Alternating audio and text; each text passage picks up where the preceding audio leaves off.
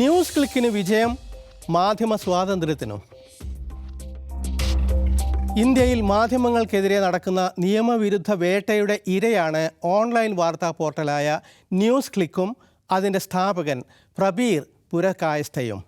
വാർത്താ പോർട്ടലിനും സ്ഥാപകനുമെതിരെ enforcement directorate (ED) കൊടുത്ത case Delhi ഹൈക്കോടതി അപ്പാടെ തള്ളി. EDയുടെ നീക്കം ദുരുദ്ദേശപരമാണെന്ന് തന്നെ കോടതി തുറന്നടിച്ചു. വിദേശത്തു നിന്ന് ന്യൂസ് ക്ലിക്ക് കള്ളപ്പണം കൈപ്പറ്റി എന്നത് കള്ളക്കേസാണ്. 6 വർഷം നീണ്ട അന്യായ വേട്ടക്കാണ് കോടതി വിധിയോടെ അറുതിയാകുന്നത്. ഒരു ഘട്ടത്തിൽ പ്രബീർ പുരകായസ്ഥയെ അറസ്റ്റ് ചെയ്ത് തടവിലാക്കിയിരുന്നു. എല്ലാം നിയമവിരുദ്ധമായിരുന്നു എന്നാണ് ഇപ്പോൾ കോടതി കണ്ടെത്തിയിരിക്കുന്നത്. കേസിൻ്റെ യഥാർത്ഥ കാരണം വ്യക്തമാണ്. മോദി സർക്കാരിനെ വിമർശിക്കാൻ ന്യൂസ് ക്ലിക്ക് മടി കാണിച്ചില്ല എന്നത് മാത്രം. അതിൻ്റെ പേരിൽ സ്ഥാപനം പൂട്ടുന്ന അവസ്ഥ വന്നു.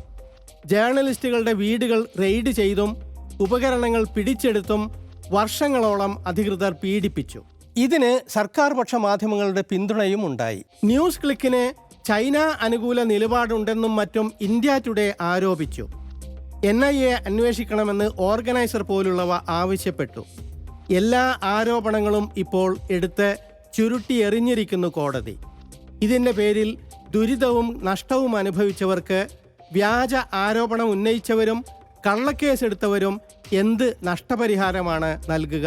ഒരു കാര്യം എടുത്തു പറയണം. ഈ വിധി ഇന്ത്യൻ മാധ്യമങ്ങൾക്കും ഇന്ത്യൻ ജനാധിപത്യത്തിനും നല്ല വാർത്തയാണ്. ജസ്റ്റിസ് നീന ബൻസാൽ കൃഷ്ണയുടെ ബെഞ്ചിനോട് നിയമം വാഴണമെന്നാഗ്രഹിക്കുന്നവർ കടപ്പെട്ടിരിക്കുന്നു. മാധ്യമവേട്ടയ്ക്കും EDയുടെ അതിരുവിട്ട പ്രവൃത്തികൾക്കുമെതിരായുള്ള താക്കീതായി കൂടി ഇതിനെ കണക്കാക്കുന്നതിൽ തെറ്റില്ല. മാധ്യമങ്ങളെ വേട്ടയാടുന്ന സർക്കാർ രീതി പക്ഷേ ഇതുകൊണ്ട് തീരുമോ? സംശയമാണ്. ജേർണലിസ്റ്റുകൾ ഇങ്ങനെ ഇരയാക്കപ്പെടുന്നു. അവർക്ക് ജീവിതം മാത്രമല്ല, ചിലപ്പോൾ ജീവനും നഷ്ടമാകുന്നു. ചിലർ രക്തസാക്ഷികളാകുന്നു. പക്ഷെ ചിലരുണ്ട് ഏത് സമയവും കൊല്ലപ്പെടും എന്ന അവസ്ഥയിലും ക്യാമറയുമായി ലോകത്തിന് നേർവാർത്ത നൽകാൻ ഇറങ്ങുന്ന ഗസ്സ ജേർണലിസ്റ്റുകൾ. ഇക്കൊല്ലത്തെ വാനിഫ്ര പ്രസ് ഫ്രീഡം അവാർഡ് അവർക്കാണ്.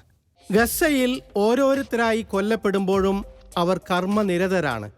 അവർക്കാണ് 2026 ഗോൾഡൻ പെൻ അവാർഡ്. സമ്മാനം നേരിട്ട് ചെന്ന് സ്വീകരിക്കാൻ പോലും അവസരമില്ലാത്തവർ. ഗസ്സയിലെ ഫോട്ടോഗ്രാഫർമാരും വീഡിയോഗ്രാഫർമാരുമാണ് ഇന്ന് അവിടെ ലോകത്തിൻ്റെ കണ്ണുകളായും മാധ്യമങ്ങളായും പ്രവർത്തിക്കുന്നത്. മാധ്യമ സ്വാതന്ത്ര്യത്തിനായി പ്രവർത്തിക്കുന്നതിനുള്ള ഈ പുരസ്കാരം ഇസ്രായേലി ഡ്രോണും ബോംബും വെടിയുമെല്ലാം നേരിട്ടും വാർത്ത ചെയ്യുന്ന ഇവർക്കല്ലാതെ മറ്റാർക്ക്?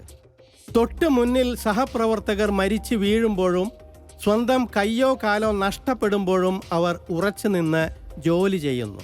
ഇന്ത്യയിലായാലും മറ്റിടങ്ങളിലായാലും ജേർണലിസ്റ്റുകൾ വേട്ടയാടപ്പെടുന്നതിന് ഒരർത്ഥമേ ഉള്ളൂ: അവരെ ഭരണകൂടങ്ങൾ ഭയക്കുന്നു എന്ന്. അതുകൊണ്ട് തന്നെ ആദരിക്കപ്പെടേണ്ടവരാണ് അവർ.